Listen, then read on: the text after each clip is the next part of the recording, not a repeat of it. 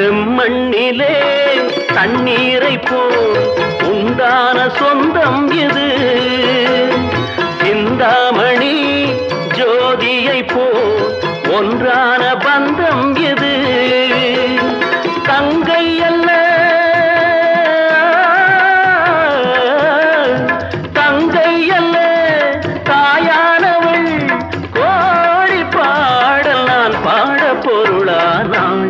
ஒரு தங்க ரதத்தில் பொன் மஞ்சள் நிலவு, ஒரு தங்க ரதத்தில் பொன் மஞ்சள் நிலவு.